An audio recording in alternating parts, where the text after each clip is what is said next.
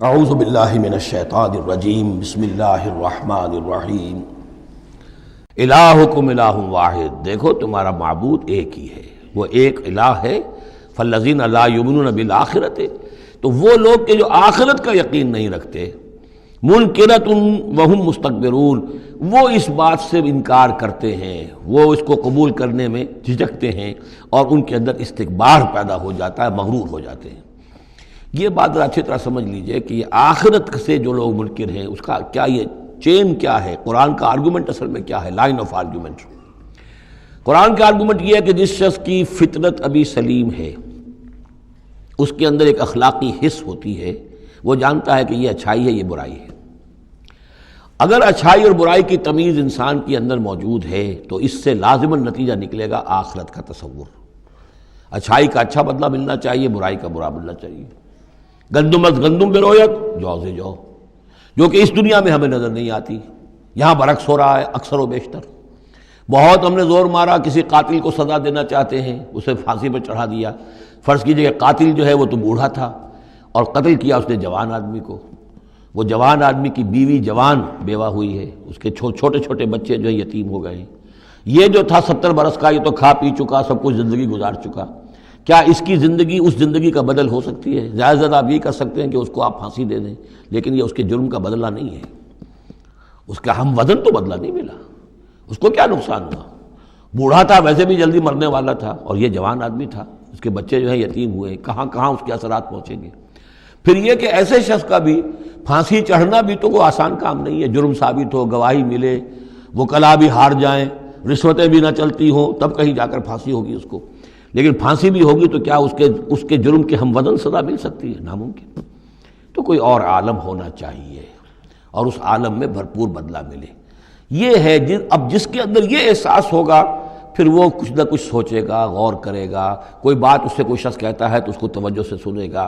جس کے دل میں یہ نہیں ہے، استغنا ہے، کسی خیر اور شر کے تصور سے وہ بالکل اپنے آپ کو آزاد کر چکا، آخرت کا کوئی خوف نہیں، اب اس کے سامنے آپ لاکھ بین بجاتے رہیے، اس کو حکیمانہ درس دیتے رہیے، اسے بار بار جھنجھوڑیے، سکھائیے، پڑھائیے، وہ تو وہیں رہے گا، اس کی زندگی میں کوئی تبدیلی نہیں آ سکتی۔ وہ بات ہے جو کہی گئی ہے فالذین لا یؤمنون بالآخرۃ، جو لوگ آخرت پر ایمان نہیں رکھتے، منکرۃ، ان کے قلوبہم منکرۃ، ان کے دل جو ہے وہ منکر ہو جاتے ہیں، وہ دل جو ہے ان کے اندر قبول حق کی صلاحیت نہیں رہتی، وہم مستکبرون، اور ان میں تکبر اور گھمنڈ پیدا ہو جاتا ہے۔ لا جرم ان اللہ یعلم ما یسرون وما یعلنون، اس میں ہرگز کسی شک و شبے کی گنجائش نہیں کہ اللہ خوب جانتا ہے جو کچھ کہ وہ ظاہر کرتے ہیں اور جو کچھ کہ وہ چھپاتے ہیں۔ انہ لا یحب المستکبرین، یقیناً وہ تکبر کرنے والوں کو پسند نہیں کرتا۔ وَإِذَا قِيلَ لَهُمْ مَاذَا أَنزَلَ رَبُّكُمْ، جب ان سے پوچھا جاتا ہے کہ یہ آپ کے رب نے کیا نازل کیا، یہ محمد کہہ رہے ہیں مجھ پر کلام نازل ہوا ہے، آپ کی رائے کیا ہے اس کے بارے میں، آپ نے کچھ سنا ہے ان سے قرآن؟ قالوا اساطیر الاولین، انہوں نے کہا ایسے ہی پچھلے قصے ہیں، کہانیاں ہیں، اگلے زمانے کی باتیں ہیں، سنی سنائی کہیں سے، کسی سیکھ سکھا کر وہ ہم پر خامخواہ دھونس جما رہے ہیں۔ لِيَحْمِلُوا أَوْزَارَهُمْ كَامِلَةً يَوْمَ الْقِيَامَةِ، تاکہ یہ اٹھائیں اپنے بوجھ، گناہوں کے بوجھ پورے کے پورے قیامت کے دن۔ یعنی یہ جو ان کا دل جو ہے اس طریقے سے اس حق کی طرف مائل نہیں ہو رہا ہے، اس کا نتیجہ کیا نکلے گا کہ اپنے سارے گناہوں اور سرکشی کا پورا بوجھ قیامت کے دن اٹھائیں، اور نہ صرف اپنے بوجھ اٹھائیں، وَمِنْ أَوْزَارِ الَّذِينَ يُضِلُّونَهُمْ بِغَيْرِ عِلْمٍ، اور ان لوگوں کے بوجھ بھی اٹھائیں جنہیں یہ گمراہ کر رہے ہیں۔ لوگ تو آتے ہیں ان کے پاس، یہ دانشور ہیں، ان سے پوچھیں جناب آپ نے کچھ سنا، محمد نے آج فلاں کلام پیش کیا ہے، آپ کی کیا رائے ہے؟ یہ ہمارے لیڈر ہیں، یہ انلائٹنڈ لوگ ہیں، اور یہ لوگ جو ہیں یہ دانشور ہیں، ان سے پوچھا جائے جا کر۔ اب وہ کہیں نہیں جی کوئی نہیں، ایسی باتیں ہیں، کچھ سنی سنائی من گھڑت سی باتیں ہیں، پرانے قصے کہانیاں، کچھ نہیں، خاص بات نہیں۔ عام آدمی شاید ان کے اوپر اعتماد کرتے ہوئے پھر انہیں کی بات کو مان لے گا، تو گویا کہ اس کی گمراہی کا بھی ذریعہ یہ بن گئے، تو اپنی گمراہی کا بوجھ تو اٹھائیں گے ہی، وَمِنْ أَوْزَارِ الَّذِينَ يُضِلُّونَهُمْ بِغَيْرِ، جنہیں گمراہ کر رہے ہیں ان کے بوجھ بھی اٹھائیں گے۔ أَلَا سَاءَ مَا يَزِرُونَ، آگاہ ہو جاؤ بہت ہی برا بوجھ ہوگا جو وہ اٹھائے ہوئے ہوں گے۔ قَدْ مَكَرَ الَّذِينَ مِنْ قَبْلِهِمْ، ان سے پہلے بھی جو لوگ تھے انہوں نے اسی طرح کی چالیں چلی تھیں، اسی طریقے سے ہمارے نبیوں کی مخالفت کی، ان کی دعوت کو ناکام کرنے کی کوشش کی۔ فَأَتَى اللَّهُ بُنْيَانَهُم مِنَ الْقَوَاعِدِ، تو اللہ تعالی حملہ آور ہوا ان کے قلعوں پر، ان کی گھروں پر، ان کی جڑوں سے، یعنی اللہ کا حکم جو آیا تو وہ ان کی جڑوں پر، بنیادوں کے اوپر آ کر، اور بنیادوں سے اسے اٹھا کر ان کے گھروں کو اور ان کی قلعوں کو تلپٹ کر دیا. فخر علیہم السقف، پھر اس کی چھت ان کے اوپر آ گری. یہی جو جعل عالیہا سافلہا ہم پڑھ چکے ہیں، جو سدوم اور عمورہ کی بستیوں کے ضمن میں، اور یہ بہت سی قوموں کے ساتھ ایسے عذاب آئے ہیں.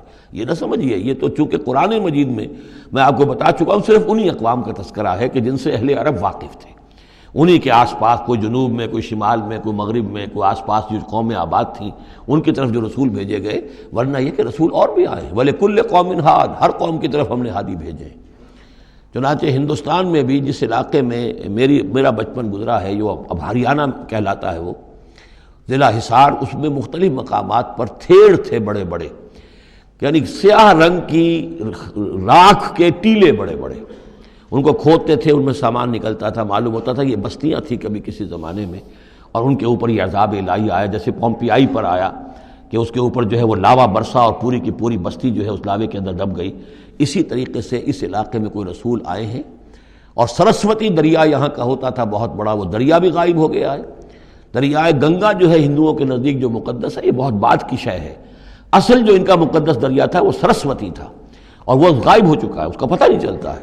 اب اس کی وہ تلاش کر رہے ہیں. یہی علاقہ ہے جس میں سے ہو کر وہ دریا سرسوتی گزرتا تھا. اور معلوم ہوتا ہے چونکہ یہ مکاشفہ بھی ہے کہ یہ جہاں حضرت شیخ احمد سرہندی رحمۃ اللہ علیہ جہاں پر مدفون ہیں، یہ وہی علاقہ ہے مشرقی پنجاب کا.